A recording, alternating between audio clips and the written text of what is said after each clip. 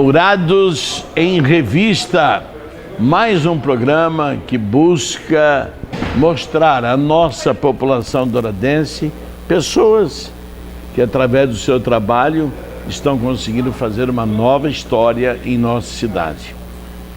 E eu gosto de buscar aquelas pessoas que vieram, não é que vieram lá de baixo, não, é que lá embaixo começaram. Porque receber prontinho, como se fosse uma herança, aí qualquer tonto faz. E eu tenho aqui alguém muito especial, porque também foi meu aluno no Colégio Objetivo. E nós estamos lembrando algumas coisinhas aqui de 33 anos atrás. Estamos felizes porque viemos fazer uma reportagem com meu amigo Flávio e estamos aqui dentro do seu ambiente de trabalho, que é a FG Informática. Aliás, até durante a conversa, vou noticiar a ele que eu não sabia que a FG, ela vende também máquinas, lavadoras, etc e tal. E eu, escutando a conversa do rapaz ali, eu falei, e aí? Ele falou, tem 4, 5 lojas, cada uma com a sua especialidade. Então fique aí que você vai gostar e muito do que você vai ouvir e ver aqui hoje. Dourados em Revista vai e volta já já.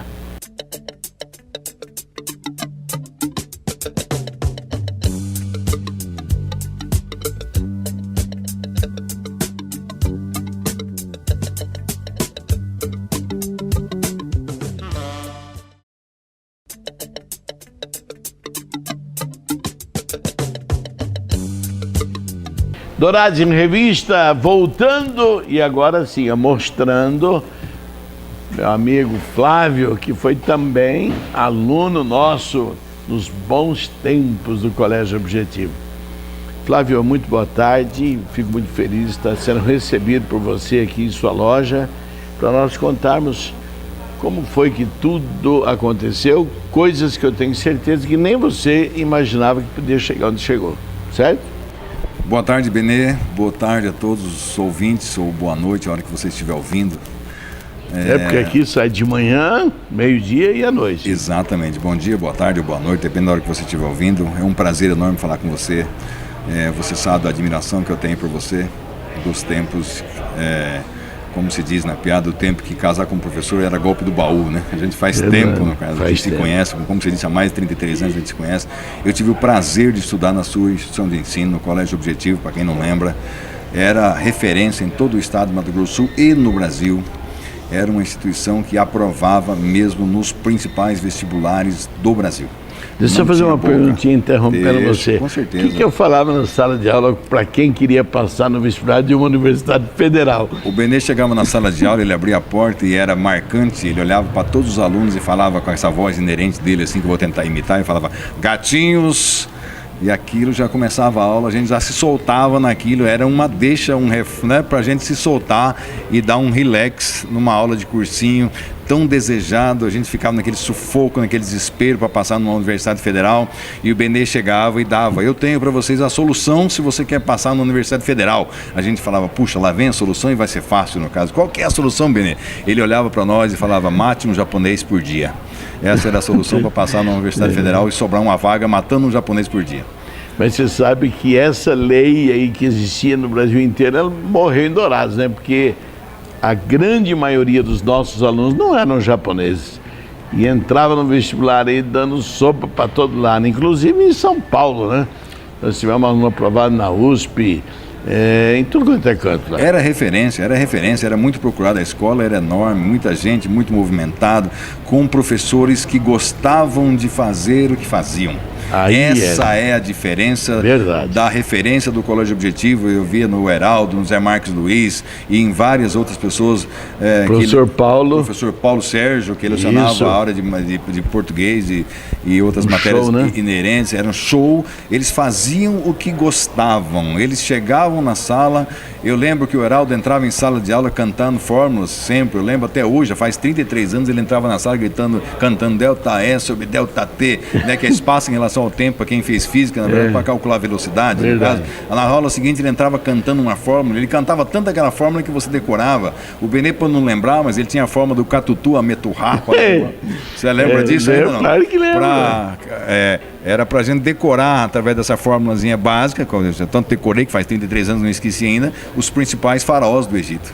Não é verdade? É isso mesmo. Então, não tinha para ninguém, não tinha. A escola era feita com amor, com dedicação, com gente que tinha vocação, porque uma coisa é você pegar para dar aula. Eu mesmo fui professor de inglês, tive esse prazer, no caso, de poder exercer essa tão nobre profissão, no caso, que é muito gratificante, e só parei porque realmente o tempo consome a gente, as várias funções que a gente vai assumindo durante a vida. Ontem eu tive uma reunião com alguns empresários da cidade que estão pedindo que eu venha ser o novo presidente da sede, até estou divulgando isso em primeira mão, ele devia estar falando que era um assunto de bastidor, né? Então, é bom saber, porque assim todos os nossos comerciantes aí já vão ficar ligados. Então é a gente que veio desse meio e muito corrido, no caso, eu tive que abandonar algumas coisas, entre elas a função de lecionar inglês, que muito eu gostava e muito aprendi, porque quando você senta para você ser aluno, no caso, você se dá o luxo e pode até dispersar a tua atenção por alguns segundos. Agora, quando você está num lugar mais alto da sala e você não está num lugar mais alto da sala, referência você é todos. referência, você é espelho. Todo mundo olha e fala, eu quero ser igual àquele cara um dia. Então, você não está num patamar mais elevado da sala de aula por acaso. Você está lá porque você é referência e você é espelho para todos aqueles que estão lá embaixo. Então, você não pode se dar ao luxo de desviar sua atenção, de distrair o aluno. Às vezes ele distrai, ele pensa na namorada, ele pensa no professor, não. Ele tem que estar dedicado, não pode. Se ele fizer isso, ele perde o fio da meada e ele perde a moral numa sala de aula. Então você aprende muito mais dando aula do que aprendendo, às vezes, do que como aluno.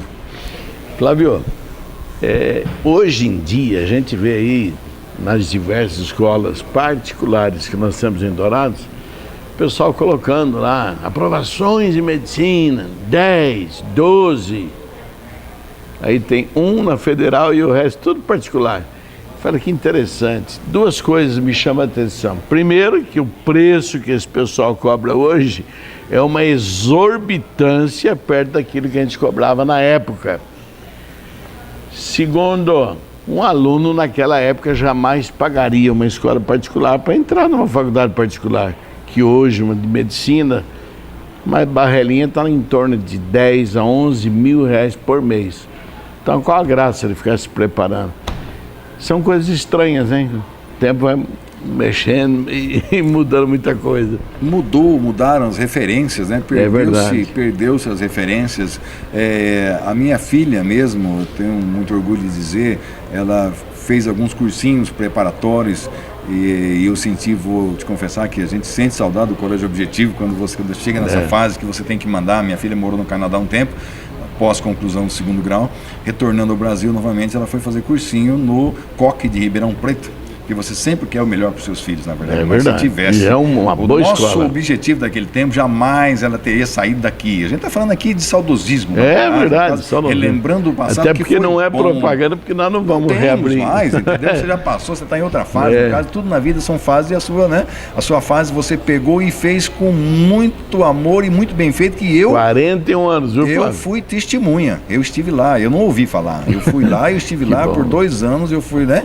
Eu fiz cursinho porque eu queria passar na Universidade Federal e passei na Universidade Federal num curso que era, depois de agronomia, o mais concorrido na cidade. Eu consegui passar em 12º lugar. Ciências contábeis, né? Ciências contábeis, era na época, há 30 anos atrás. Há mais de 30 anos atrás era o 2º mais concorrido, só perdia para agronomia. Primeira agronomia. Depois que foi criado Ciências Contábeis, era muito concorrido, dava aí 40 ou mais 50, sei lá quantos alunos por vaga, era muita concorrência. E eu tive o prazer de fazer um ano, não consegui por falta de dedicação minha, porque o professor, eu costumo dizer, inclusive a minha filha, recém-formada aqui em ciência, formada em engenharia de produção aqui na Universidade na UFGD, e quando ela passou no curso da UFGD, ela passou na USP, em São Paulo, no vestibular, o UFSC, o UFPR e o UFMG. Ela passou em 5 universidades federais. Eu vou escolher. E ela disse, pai, o que você acha? Eu falei, filha, quem faz a faculdade é você. A faculdade não te faz. Óbvio que tem faculdades que têm mais recursos, outras menos recursos, mas não adianta nada apenas você... o nome, né? outras vezes apenas o nome. Eu disse para ela, não adianta você estar na melhor universidade do mundo se você não se empenhar, não se dedicar. E ela falou, ótimo. E ela cumpriu um desafio de ter sido a primeira aluna que se formou aqui em engenharia de produção. No curso de 5 anos, ela se formou em 4 anos e meio. Ela adiantava matérias. E tinha matérias que os alunos ficavam de exame e ela conseguia, era a única, às vezes, uma matéria que passava direto. E ela falou, eu vou fazer da faculdade, não a faculdade vai me fazer. Se formou recentemente, está fazendo uma pós-graduação agora na Getúlio Vargas, entendeu? E por aí vai, ela está construindo o caminho com 23 anos agora. Então ela está construindo o caminho dela, agora sim vai investir em outras áreas que não dispõem daqui. Então aquilo era a mesma coisa na época, no caso, entendeu? Eu fiz o primeiro ano de cursinho, no caso. O cursinho mudou no segundo ano? Não, eu mudei.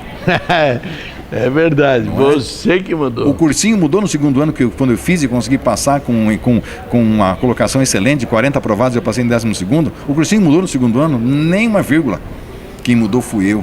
A consciência bateu, a água bateu na bunda e eu me conscientizei de que se eu não correr atrás do que eu quero, ninguém vai fazer por mim. O professor, ele está aqui até na hora da prova, depois ele não está mais. Aí é eu com aquele papel em branco. Perfeito. Então é essa consciência que fez com que eu mudasse de vida e de nível social, que isso para mim não tem muita importância, mas é uma consequência. Quando você começa a se dedicar e fazer as coisas com amor, como você fez no caso, é uma consequência natural, não tem como você evitar. Quando você faz as coisas com seriedade, aquilo que vem a te ocorrer no futuro é consequência dos seus atos. Não é verdade? É aquela história do plantio é facultativo, mas a colheita é obrigatória. Então, não é verdade? Então, eu que vim de uma família muito pobre, vamos dizer assim, de classe muito baixa, na verdade. Meu pai é um cara muito batalhador. Realmente tenho muito orgulho dele, de onde nós viemos, da pobreza que nós viemos, e ele com muito brio, sempre com muita vontade, veio com a gente para a cidade, que ele vivia, a gente morava num pedacinho de terra muito pequenininho, que mal dava para plantar para subsistência, e ele teve coragem de vir para a cidade, trabalhar de servente pedreiro, aprender uma profissão que ele nunca nem tinha visto como é que fazia. Verdade. Criar 4 filhos homens e mais minha mãe, que era do lar, não é que nem a mulher do Michel Temer, que é dólar, né? A minha mãe era do lar mesmo. Então eram 4 filhos homens e mais uma mulher e mais ele para se manter, e fazia a gente estudar e trabalhar, que sempre foi um incentivo dele, dizer, olha, vocês estudam e vocês buscam o que é de vocês, porque o que é meu já está limitado, no caso, pela idade, já não consigo muita mais coisa do que eu já consegui, então vão atrás do que é de vocês. E eu chegando na cidade, acabei de chegar na cidade com 8 anos de idade, não tinha nem conhecimento de cidade. Eu me lembro muito bem quando eu recebi meu primeiro par de sapato para calçar, no caso, eu perguntei para meu pai, ele me disse que um era do pé direito, outro era do pé esquerdo. Isso era, para minha cabeça era complicado, você entender por que um tinha que botar no pé direito e no pé esquerdo, mas tudo bem, entrou. Aí ele me deu um par de meia, eu falei, esse aqui é o par de meia. Eu falei, mas pai, qual que é o pé direito e qual que é o pé esquerdo? Pé de meia. Aí ele falou, não, esse tanto faz. Aí embaraçou, aí que lascou minha cabeça. Um tem pé direito, eu tenho esquerdo, por que o outro não tem, na verdade? Então isso aí foi uma coisa, né? Uma lembrança muito forte que fica, e você sabe que para me lembrar disso eu não era muito pequenininho, não, já era meiradinho quando aconteceu isso. Fui conhecer geladeiras com 12 anos de idade, televisão, a gente tinha quando meu pai conseguiu comprar, que eu já tinha quase 12 anos também, conseguiu comprar uma Colorado RQ, você deve lembrar muito bem, eles puxavam o botãozinho, era preto e branco. Parece que era do Pelé, né? O pessoal falava que era do Pelé. A impressão que tinha, você puxava, ela era de válvula ainda, você puxava o botãozinho, ia tomar banho naquele negócio, naquele chuveirinho que você botava água e erguia, né? E abria o balde, botava água quente ali. Isso, erguia ele e abria o né? Então quando você estava acabando o seu banho, no caso que você vinha, que as válvulas já estavam esquentando e começava a aparecer a imagem. E eu da roça, no caso, não tenho vergonha nenhuma de falar que eu era, não é que eu era burro, é que eu era desinformado. Eu cansei de olhar por aqueles furinhos que ficam na televisão, que serve para poder sair o calor das válvulas, no caso, para ver de onde saíam aqueles artistas que apareciam na tela. Eu achava que eles estavam legal, tem vergonha nenhuma de falar isso, no caso. Não, fiz isso certinho, muitas vezes. Nós só tínhamos um canal naquela ano, que era a Rede Globo Televisão. E começava tarde. Começava tarde e nem sempre estava no ar, aqui muitas vezes estava fora do ar. E a TV, quando ela parava de passar as imagens também, né, que ela regulava, ela começava a descer as imagens. Acontecia muito isso. E depois surgiu uma pessoa aí, um iluminado, que inventou uma tela de 3 cores, né? E nós colocamos na frente, era vermelha, azul e verde, no caso. Para assistir futebol era ótimo, que o gramado... Uma espécie de um papel de plástico. Um vidro, um acrílico, um algum desse tipo. No caso, você colocava na frente da televisão e conseguia ver o gramado. Eu usei bastante isso aí, viu? Quem não fez isso? Que bacana. Agora tem uma coisa, Flávio, e você falando da tua família, dessa dificuldade que vai passando o filme na minha, né? Meu pai veio da roça, café, interiorzão de São Paulo, só isso que mandava. E foi graças a isso que eu fui estudar, né, meu? Porque quando eu estava no que é hoje aí para garotada no Fundamental 6º ano, naquela época lá era 5ª série do ginásio, rapaz, eu falei, não vou estudar mais não, eu vou trabalhar que eu ganho mais. E aí meu pai falou, boa ideia, filho. E eu estava com 13 anos, um sacudido que era uma coisa, mano. Ele falou, o que você quer fazer? Eu falei, pai, acho que eu vou trabalhar na roça aí, que eu vejo que o pessoal tá... E ele ainda riu da minha cara sem eu perceber que ele estava rindo de mim. Eu falei, beleza, papai vai comprar uma enxada, 2 caras boas pra você, deixar limadinha e Lima vamos embora. KF. Né? Uma Lima KF? É isso, é. Só que é Lima ele que vigia, nem eu não. Rapaz, segundo dia eu não conseguia abrir a mão. Tudo dolorido e aquelas bolhas de água. 4º dia, aquelas bolhas virar bolha de sangue. Eu falei, não. Eu tinha que pegar o cabo assim, ó, pela ponta dos dedos. Não tinha condição. Aí eu falei, esse negócio aqui não é pra mim não pode ser. Mas eu tinha uns primos. Meu tio era chefe da estação, ali da Alta Araraquarense. E eu via os primos lá, rapaz, tudo trabalhando de servente pedreiro. E eu cheguei num dia que eles estavam tudo embaixo da cobertura porque estava chovendo. Eu falei, sabe, esse serviço aqui é bom. E eu falei para ele, mas vocês ganham enquanto vocês estão aqui? Então, claro, a culpa não é nossa que esteja chovendo. E aquilo me animou. Eu falei, beleza. Mano. Me achei, você falou. Me achei. Pai, eu quero ser servente pedreiro. Filho, o que você quiser. Só ideias boas você tinha, Benito. Só boas, mas na época não tinha outra alternativa. Não tinha, é verdade. Não é que nem hoje você vai no comércio, trabalha aqui lá, não, era roça. Você lembra quantos por cento da população brasileira tinha universidade, faculdade naquele tempo? Não chegava a 1%. Não chegava a 1%. Você falava em estudar, não falava em faculdade. Quem ia estudar já era doutor. Não é verdade? É, olha lá o doutorzinho lá, olha o doutorzinho. E aí você foi para a enxada traçar massa? Não, era só carregar. Subir, bater balde. Forte. Aquela escadinha de dois lados só, rapaz. E aquele baldão, você tinha uma tábua aqui por dentro que era para você firmar. Ministério do Trabalho não existia, não? Aqui não existia nada, nem coisa nenhuma. E nem para ver se você recebeu, não. Subindo com aquele troço lá, e caindo aquele cimento nas costas, aquilo ardia. Rapaz, 5 dias, de verdade, 5 dias. Eu nem contei meu pai, não, nem fui mais, nem quis saber de receber, não. Larga pra lá. Abandonou. Aí meu pai veio falar, filho, você não foi trabalhar? Eu falei, não, pai, meu negócio é caneta. Eu quero é estudar. Ele falou, mas você não largou? Eu falei, pois é, mas é muito melhor aquilo lá. Eu não quero isso aqui, mas de jeito nenhum. Eu vejo o senhor envelheceu violentamente, entendeu? O que o senhor conseguiu na vida, pai? Troço aí. E aí foi quando ele me contava, né, pai? Quando ele estava atingindo alguma coisa, doença na família. Quando estava na seca, geada no café. Aí eu falei, não, isso aí, mano, você viver às custas do que pode acontecer, da sorte, não. Estudar. Eu me lembro que em 75 deu uma geada tão forte, né, que chegou no sul do Brasil, que queimou os cafezais. Normalmente o cafezal, quando geava, você cortava, ele brotava e vinha. Aqui naquele tempo, acho que nem brotar, não brotava. Não brotava. Matou na raiz. Não é verdade? Não, tanto que depois do governo pagava para as pessoas arrancarem os pés de café. É verdade. Entendeu? E, rapaz, eu morava numa cidade, eu não sei de onde que você veio, mas a minha era Cedral. Hoje deve ter uns 8 a 9 mil habitantes. Você imagina naquela época. Talvez naquela época não, talvez não. Tinha mais gente naquela época porque todo mundo estava no campo, né? Por causa do êxodo rural. Exatamente. Mas não conheço nenhum colega meu que estudou, não. Então o único que saiu daquela quiçaça fui eu. E um belo dia, Flávio, eu estava olhando os prédios e falei, que troço bonito, Madrid. Eu falei, mas pombos, eu estou aqui em Madrid, meu. Cheguei de lá fazem 3 meses. Linda aquele. É maravilhosa. Eu conheço muitas capitais da Europa, no caso, mas igual Madrid, eu estou para dizer para você. Nem Amsterdã, que eu gostei muito, também não chega aos pés de Madrid. E um detalhe interessante, naquela época, era ano 71, 72, rapaz, você podia andar pelado. Eu ou uma menina qualquer, mas não era pelado, não tinha perigo nenhum, não. Assalto, roubo, você tá louco. Continua exatamente Era a assim. época, imagina, naquela época era a ditadura, né, do generalíssimo Franco. Com certeza. Hoje é porque o povo está conscientizado mesmo. Então, rapaz, eu falei, caramba, olha onde que eu estou aqui. Eu falei, mas eu estou aqui porque eu pegava o primeiro lugar na escola, então eu já sei o que eu vou fazer. Eu tenho que pegar primeiro aqui também, não interessa se é outra língua, se tem muita gente de outros países, eu tenho que ser o primeiro lugar. Você tem que falar espanhol, você tem, você não tem. Se lhe gusta Se ou le gusta não, ou não le gusta.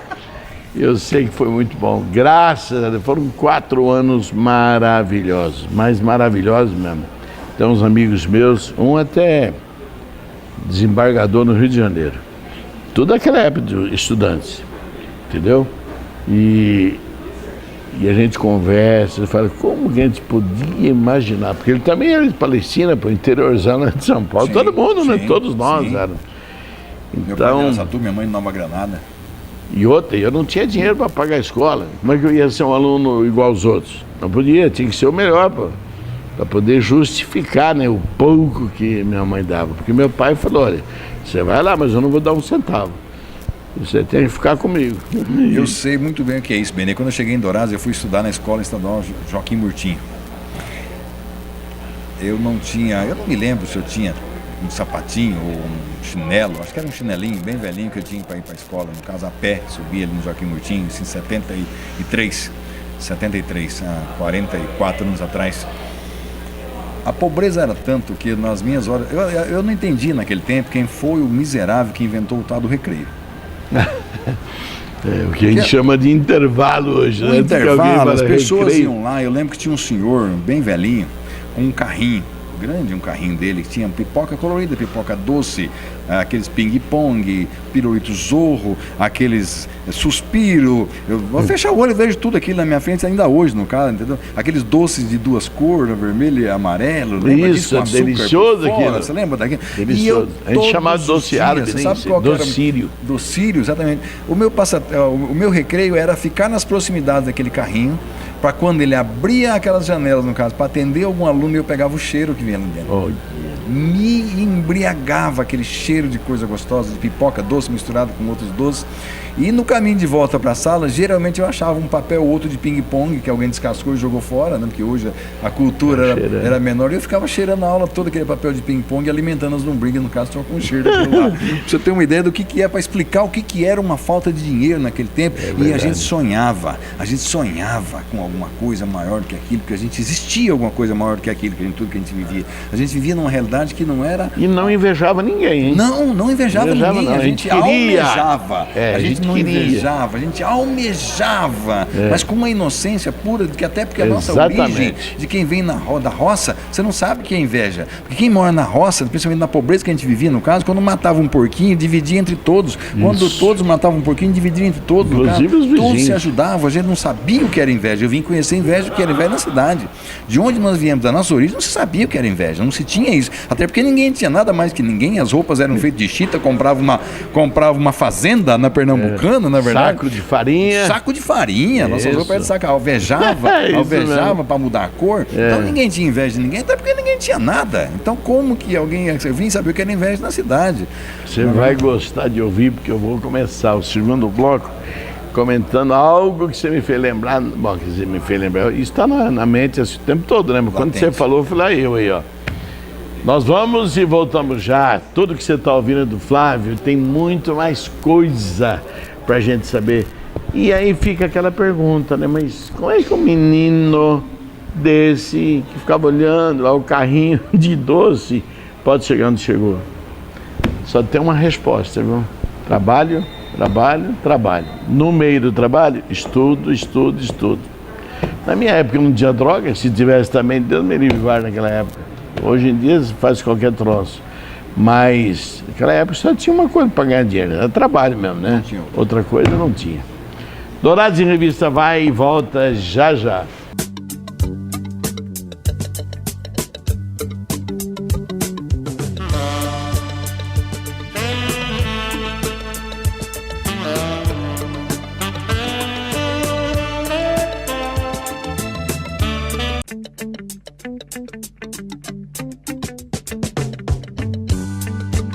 Dourados em Revista, hoje, aqui na grande loja FG Informática. F do Flávio e G do Gerson. Do Gerson. O Gerson foi meu aluno, por isso que eu não lembro. Falando naquela história do teu carrinho de doce na escola, pegava o trem, e olha que interessante, era aquela máquina, a fumaça. Maria Fumaça. Chap, que não jogava brasa pra cima, que viesse. Então tinha que tomar cuidado lá para não entrar no olho, né? Porque na roupa queimava, mas tudo bem. Naquele vagãozão, eu falava, paizinho, compra um guaranazinho. Era aquele caçulinha desse tamanho. Você lembra? Lembro do Guaraná Caçulinha, com certeza. Desse tamanho era. Aí ele falava, filho, vamos chegar em Rio Preto, na casa da avó, lá tem de monte, então você lá toma lá.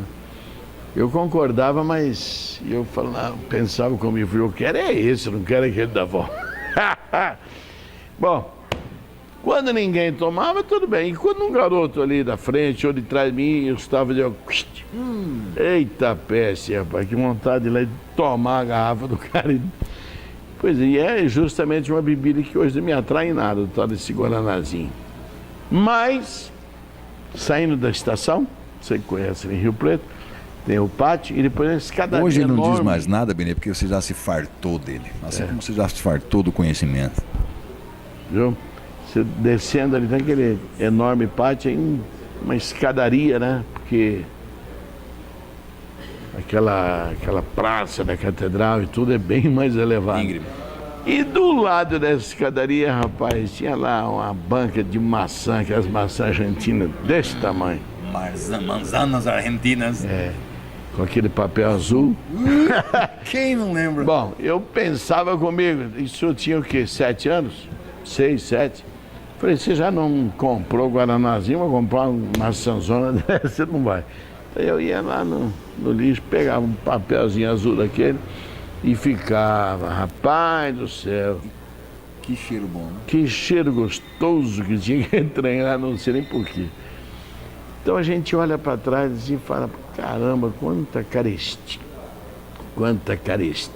né, rapaz? E olha que meu pai tinha casa própria, quer dizer, já tinha um irmão meu que tinha uma lojinha. Não era assim para imaginar aquilo, é que o negócio era brabo mesmo, era brabo. Estranho. Só que isso nos ensinou uma coisa na vida, eu penso por mim, né? Não porque era difícil, ou porque era assim, porque era assado. É porque te endureceu. E esse endurecimento calejou você para saber que há momentos na vida que nem tudo vai ser do jeito que você quer. Não é assim para você também? Com certeza, Benê, com certeza. E a gente tenta mudar, às vezes, desde aqueles 1933 que nós chegamos em Dourados, que como eu disse, meu pai foi aprender uma profissão que ele viemos da roça, a profissão dele era plantar alimentos para subsistência, foi aprender, eu lembro que ele foi fazer curso no antigo, se não me engano, chamava CCOP. Ah, tinha CCOP. Você lembra disso? Fazia cursos técnicos. A gente brigava muito com eles no handball.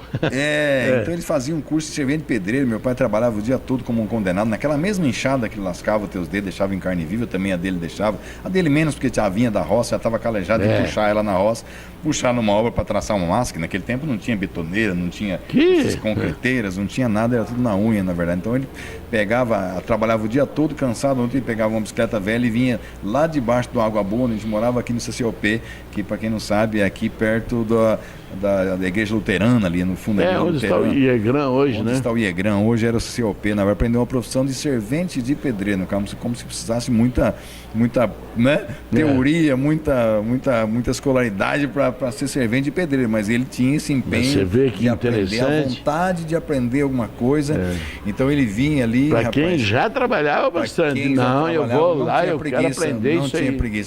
E aí para ajudar ele, até para me satisfazer essas vontades de poder comer um ping-pong na época e parar de cheirar papel, na verdade, no tempo eu cheirava papel de ping-pong, hoje o povo cheira outras coisas, na verdade. Né? É verdade. Mas os gostos são os gostos, os tempos mudam, os gostos também, no caso, mas no meu tempo... Só que quando a gente cheirava a caneta esferográfica, tinha um cheiro também. A bique, porque naquele tempo só tinha bique praticamente, né? Então eu, para complementar, para poder conseguir comprar um chiclete, eu catei lixo por 3 anos, na verdade, eu saía à noite de dia, durante o dia, que eu estudava de manhã e à tarde, eu pegava a tarde toda e no começo até escurecer, catar lixo. Catava ferro velho, alumínio, cobre, até osso de carcaças, no caso, eu recolhia, no caso, num saco, nas costas, e levava para uma senhora lá que chamava Otília, lembro até hoje o nome dela, e ela... Eu acho que até hoje ela me sacaneava, Benê, porque eu levava bastante, ela me dava umas moedinhas. Eu levava pouco, ela me dava as mesmas moedinhas. No caso. Então... Mas o cara que veio da roça, no caso, olhava aquilo, a gente não tinha um mínimo de maldade na gente, a gente não espelhava. Nunca imaginava a maldade que alguém podia fazer algo errado. A maldade que eu não tinha, eu não conseguia projetar numa outra pessoa, no caso. Eu achava que todo mundo era bobo igual eu, na verdade, entendeu? Então as mesmas moedinhas que ela me dava, e isso permitia que eu comprasse algumas coisinhas, uma paçoquinha, um babalu, um pirulito zorro. O babalu não tinha, era ping-pong na época, né? Depois surgiu o babalu. Então por 3 anos eu fui catador de lixo com muito orgulho, estudava de manhã, nunca reprovei um ano na minha vida. Tive esse orgulho de dizer, eu fui aluno de escola estadual sempre, nunca reprovei um ano, nunca levei matéria, nunca arrastei nada. Então eu estudava de manhã, fazia minhas tarefas, depois eu pegava meu saco e ia catar meu lixo por 3 anos, na verdade. Depois fui ser pacoteiro de mercado, depois fui trabalhar ali com o seu Acrama na extinta loja Carioca, para quem não lembra, né? Quem mais das antigas vai lembrar da loja Carioca na esquina da Marcelino. Eu lembro o seu Acrama, tudo é uma escola na vida da gente, tudo você aprende, né? Baixinho, tudo você aprende. O seu Acrama não deixava nada, estou vendo meu vendedor fazendo ali agora, no caso, arrumando um produto, verificando um outro. O seu Acrama não deixava eu parado um minuto, ele pegava, naquele tempo tinha muito cheque, ele vendia em cheque, ele mandava, ou eu mandava receber uma conta na casa do cliente, ele falava, se o cliente pagar em cheque, você já passa no banco e desconta, me traz em dinheiro, não traz cheque. Se não tiver fundo, você já volta na casa do cliente, nem aqui você não vem. E eu passava boa parte do dia fazendo isso. Então quando eu não tinha cobrança para fazer e ficava na loja, que eu era muito pequeno. Você tinha, Flávio? Eu tinha 11 anos para 12. Olha, meu. Entendeu? Era eu e Mohamed, o Mohamed era o filho dele. Ele não aliviava nem pro filho, no caso, né? Que turco, você sabe que o seu Acrama era turco, né? Turco é aquela história, coloca o filho em cima da casa e fala, bula que babai segura, né? Quando o filho bula, ele sai de lado e fala assim, para não confiar na aprendendo nem de babai, né? Nem babai. Nem babai é para aprender a confiar. Verdade. Então o seu Acrama não dava moleza nem para mim, nem pro filho dele, que chamava Mohamed, que depois formou em Direito, e fazia júris maravilhosos, tinha um dom da oratória muito bom. Ele não deixava a gente parar de um minuto. Você parava, ele falava, sapato tem que limpar. Eu falei, mas seu Acrama, eu acabei de limpar. Ele falou, começa a limpar tudo de novo, né? Então era o tempo todo, não podia parar um minuto, na verdade. Então tudo isso... porque mente ociosa, oficina do diabo. O moleque já começa a pensar outra coisa. E eu tô hoje, olhando para trás, eu dou graças a Deus que eu tive essas pessoas na minha vida que me moldaram para o trabalho. Verdade. Né? Depois eu fui trabalhar já com 14 anos, eu fui trabalhar, depois de trabalhar por 2 anos como pacoteiro de um mercado, o mercado Dumbo aqui, pouca gente vai lembrar disso, depois foi a Cotrijuí, depois foi o Big Bom, né? Foi uma sequência. Depois de trabalhar 2 anos como pacoteiro, eu consegui meu primeiro emprego com carteira assinada na extinta Codalto, que era comercial Dorazio Automóveis, no caso, era Chevrolet, do seu Lamparina, do seu Sebastião Jolando, né? Até rezava a lenda aqui, por onde vinha o apelido Lamparina?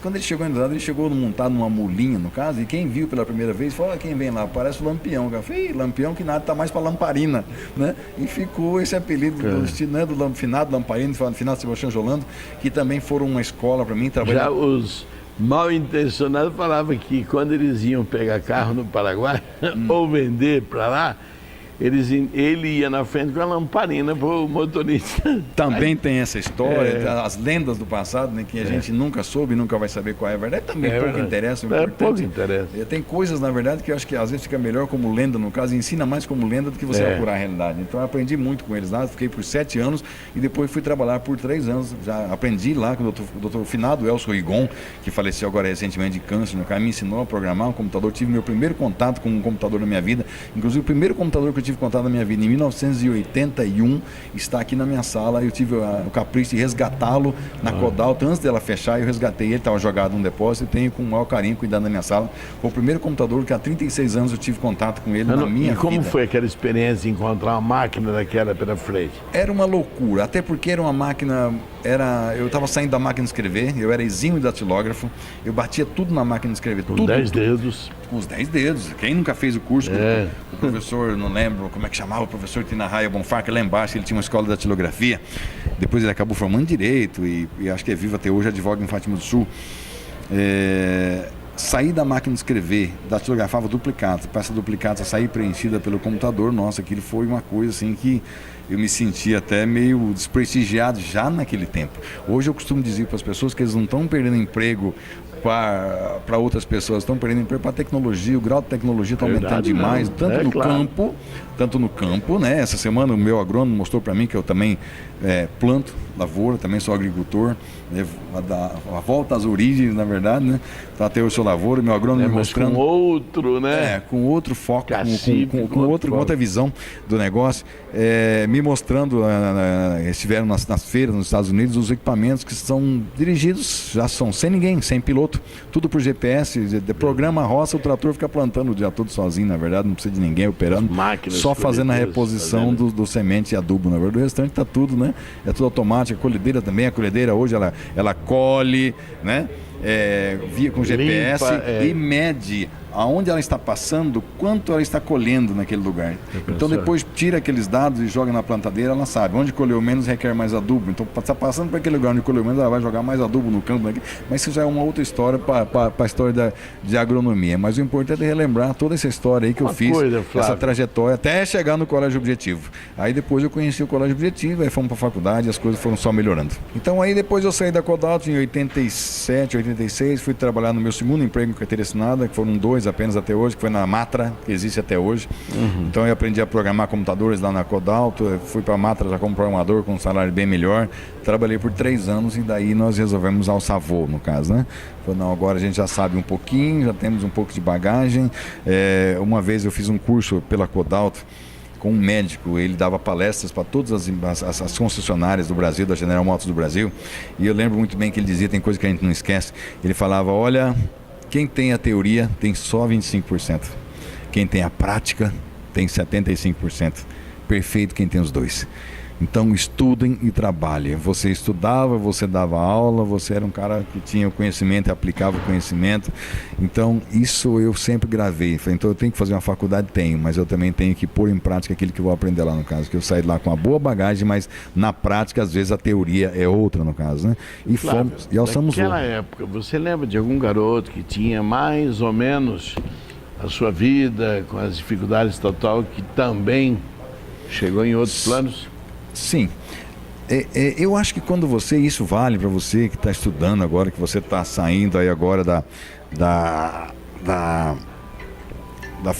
escola, está começando a estudar, vaca preta cheira vaca preta. Esse ditado é muito antigo, boi preto cheira boi preto. Junte-se com os melhores. Se você quer ser bom, junte-se com os melhores. E eu tive essa referência desde lá de novo, eu procurava me aproximar dos alunos melhores da sala. Esses que poderiam ter alguma coisa para me oferecer, os demais não.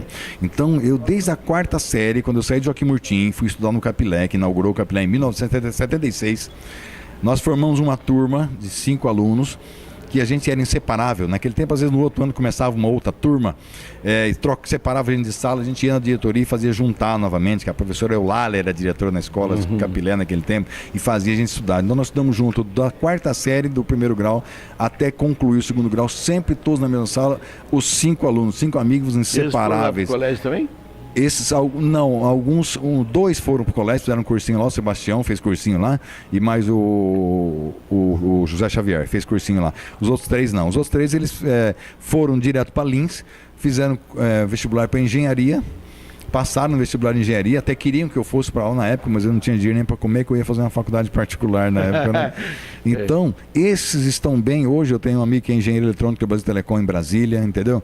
Hoje eu tenho o Hitoshi Mikuri, que é diretor de TI de tecnologia do Banco do Brasil em Brasília. Olha. Eu tenho os engenheiros civil da Prefeitura de Bonito, meu amigo Iremar. Então, aqueles amigos com quem eu me juntei na época, que eu via potencial e por isso que eu me aproximei deles, hoje todos estão bem, na verdade, colocado cada um em sua profissão. Mas você vê lá de trás. Se você se juntar com quem não quer estudar, dificilmente você vai conseguir, porque as amizades, Bené, a companhia, às vezes ela te convence muito fácil de que matar uma aula é muito mais fácil do que assistir uma aula. Então, você que está indo para a faculdade, para o colégio agora no caso, tem essa referência no caso, se aproxime dos bons, né? Os bons se levam para bons caminhos, os maus não têm o que te oferecer, infelizmente. Vamos para o terceiro e último bloco e nós vamos saber então como é que ele montou esse império aqui. Não sei, não vou perguntar se contou com o governo, porque igual que os dois açougueirinhos lá de Goiás, que fácil é montar uma empresa, né, daquele tamanho. O tal do Joesley. Me arrependo de não ter feito, não ter enveredado pelos caminhos da carne. Só isso que eu me arrependo. Tá bom. Dourado em Revista vai e volta já já.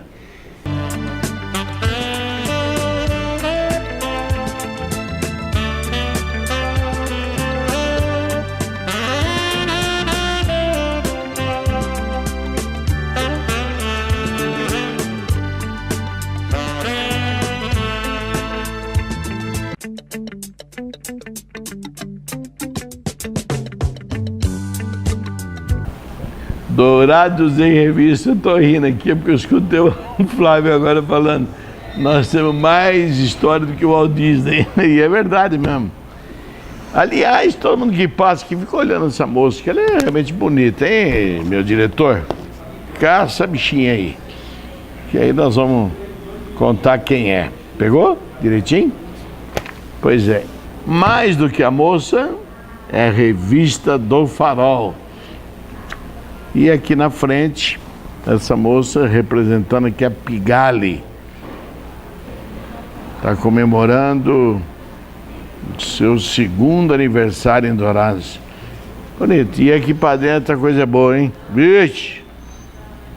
Ótica Isis, Móvel Rosa. Esse também é antigo em Dourados, hein? Móvel Rosa. Bastante. Pelo amor de Deus. Que é isso? Olha quanta coisa bonita aqui. Eu acho que foram eles que confeccionaram a mesa da Santa Ceia. Boa. É, se não foi, pelo menos a reforma. O acabamento eles fizeram, pelo menos. Golfinho, Popeye. Esse Popeye é lá de Ponta Porã, né? Aliás, houve uma época em que o pessoal de Ponta Porã dava baile no pessoal de Dourados, que tinha a maior parte das propagandas era de lá, né? De tanto eu falar, o pessoal daqui começou a criar vergonha. Linda revista. Agora eu vou fazer uma outra pergunta para você. Teve um dia que falou, eu vou. E aí você enveredou por esse mundo da informática, etc e tal. Como aconteceu tudo isso? Não, por acaso, foi interessante você mencionar o Paraguai aí nessa história, no caso. Há 26 anos atrás, exatamente no dia 25 de agosto de 1991, nós fizemos 26 anos agora, dia 25 de agosto, nós decidimos abrir a loja. E aí, tem uma outra coisa, um outro fato que é interessante, que eu nunca gostei muito de pedir muita opinião. Quando você pede muita opinião, você pede para 10 pessoas. É comum 5 falar vai, 5 falar não vá. E você vai ficar na mesma. Já te larga numa dúvida danada. Vai ficar na mesma. Então eu acabei, na época, eu lembro muito bem que algumas pessoas, alguns empresários conceituados na cidade aqui, não convém citar nomes, eles diziam, você vai trabalhar com informática na fronteira do Paraguai? Você é louco? Você tá cheirando alguma coisa além do papel de ping-pong, né? Deixa eu só mostrar um pouquinho, vai ficar mais claro. É como o pessoal querer montar uma loja de pneus aqui, sabendo que o Paraguai vende por ou muito tipo mais vender barato. Geladeira no Polo Norte. Você quer montar uma fábrica de geladeira no Polo Norte. Era mais ou menos assim na época. E eu disse com todas as letras, falei, moçada, nós queremos fazer um trabalho diferenciado. De qualidade de produto, de atendimento, que nós sabemos como é que é feito o atendimento. Uns tempos para cá até que melhorou um pouquinho lá, mas antigamente você ia lá, você era muito mal atendido e o pós-venda era 0 e a garantia é -1. Não chegava nem a ser 0, era negativa. Exatamente. Na verdade. Então eu quero fazer um trabalho diferenciado, nós vamos cobrar mais caro sim, mas esse mais caro terá um valor agregado. E esse valor agregado será um bom atendimento, será a garantia, será o prazo de pagamento que as pessoas vão ter, que não vão ter disponibilizado o dinheiro à vista. O prazo na entrega do produto também, né? A entrega, a desnecessidade de se locomover, de você sair da sua cidade e tentar gerar na consciência das pessoas da nossa região que, e eu pelo menos faço isso todos os meses nas reuniões com os meus colaboradores, eu digo, pessoal, o teu salário sai dessa cidade, sai daqui. O seu emprego é gerado aqui. Se você gasta o seu dinheiro lá, não reclame depois de você ficar desempregado. tenha essa consciência.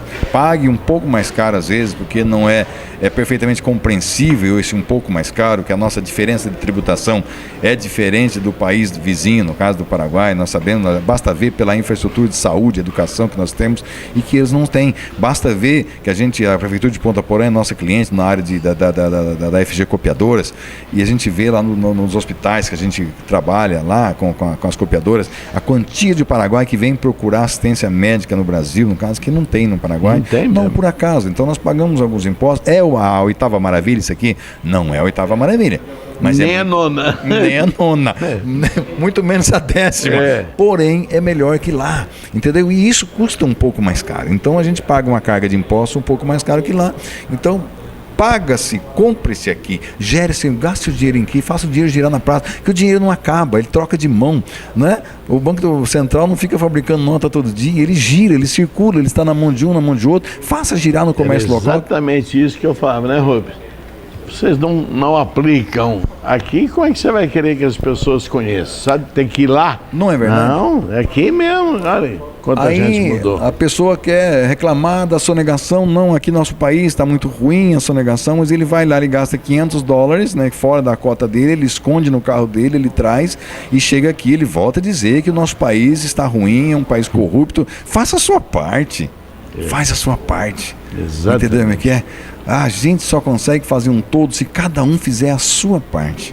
Então, ou se você não fez a sua parte, não vai cobrar, não vai bater tambor na avenida dia que tem passeata, no caso. Eu tenho vergonha de ir naquela avenida, eu vou falar para vocês, eu tenho vergonha de ir naquela avenida quando tem aqueles protestos, naquelas passeatas, e eu vejo o neguinho que eu sei muito bem, o grau de corrupção, o grau de malandragem que ele aplica na vida, no dia a dia, que vai lá depois cobrar transparência, seriedade dos nossos dirigentes, no caso. Então, gente, vamos fazer o nosso, cada um faz o seu. É tão simples, porque, é tão Flávio, simples. Se há dirigentes que são ruins, quem é que colocou eles lá? Como nós. Então todos nós. E não adianta ficar. dizer, eu não votei nele, não existe isso. Nós somos parte integrante de um todo, no caso, né? Então, se você não votou, mas você não foi capaz de convencer o seu amigo, no caso, de que ele estava errado, no caso, você foi tão incompetente quanto seu amigo.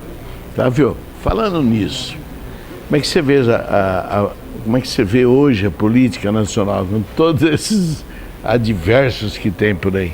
Olha, Benê, eu vejo com preocupação, eu acho que no primeiro ano que se segue, 2018, nas eleições, nós teremos muita dificuldade de escolher representantes, né?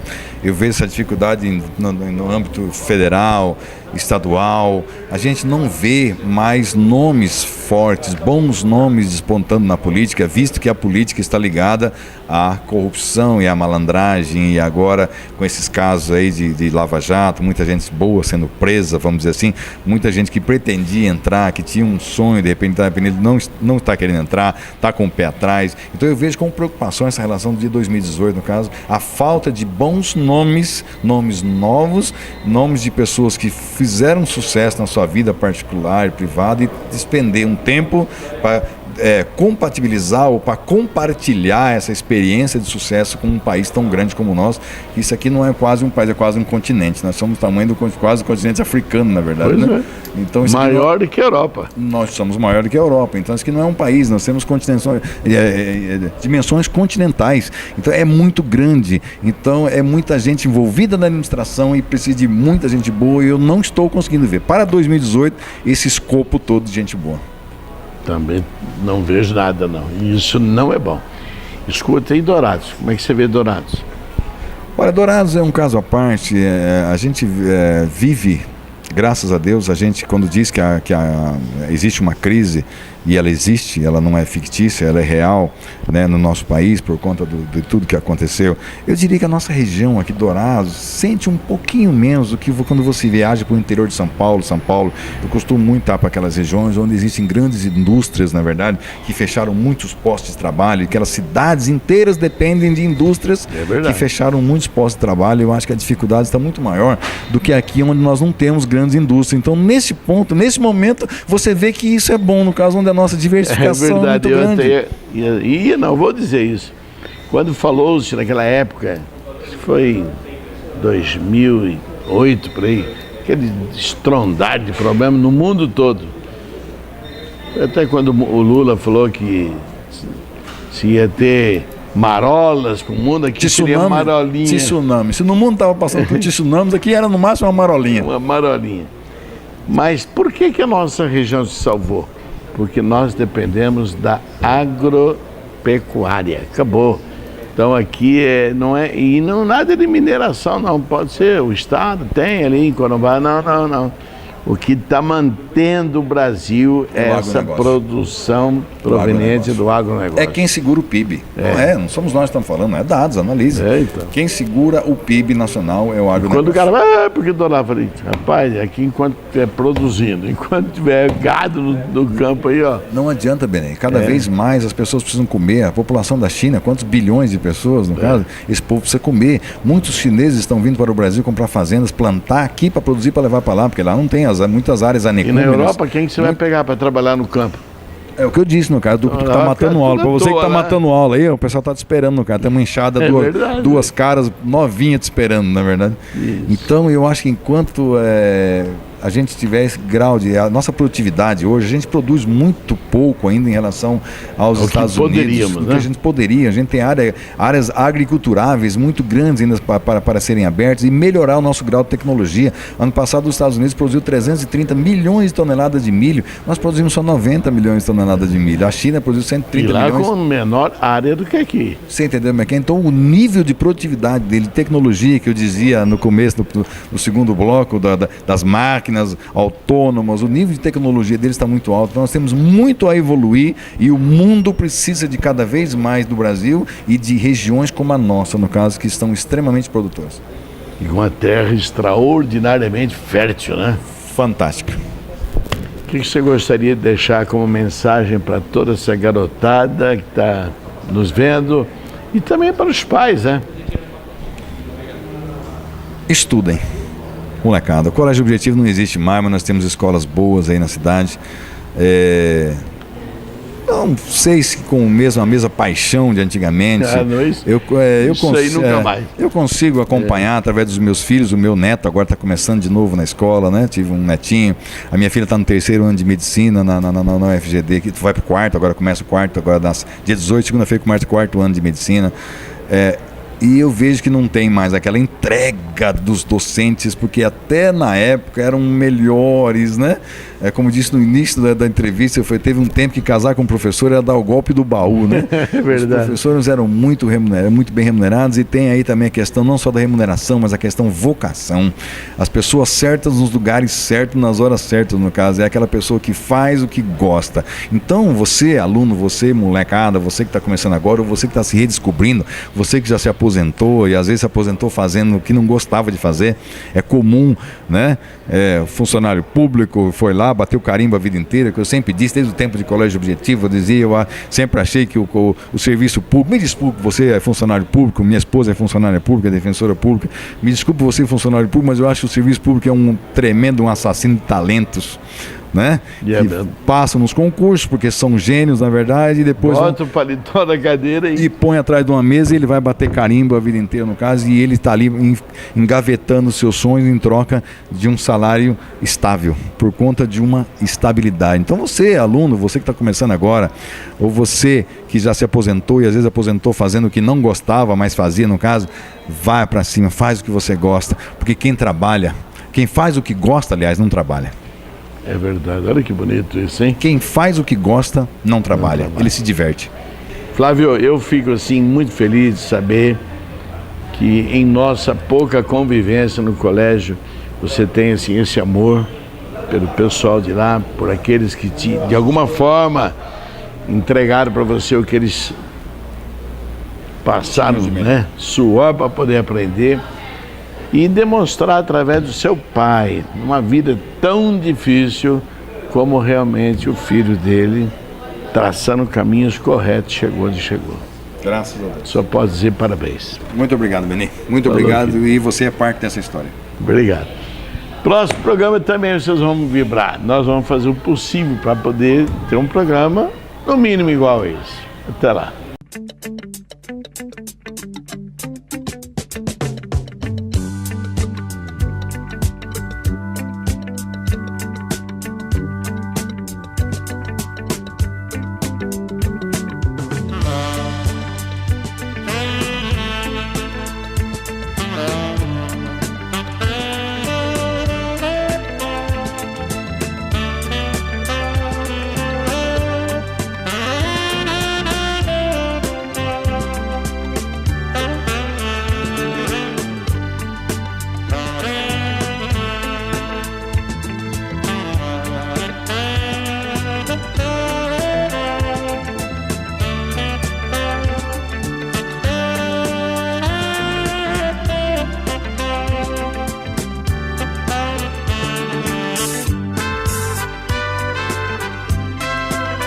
faculdade, para o colégio agora no caso, tenha essa referência no caso, se aproxime dos bons, né? Os bons se levam para bons caminhos, os maus não têm o que te oferecer, infelizmente.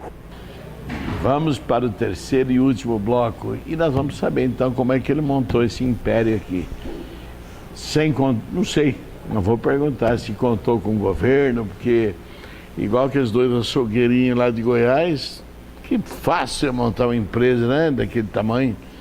O tal do Joesley. Me arrependo de não ter feito, não ter enveredado pelos caminhos da carne, só isso que eu me arrependo.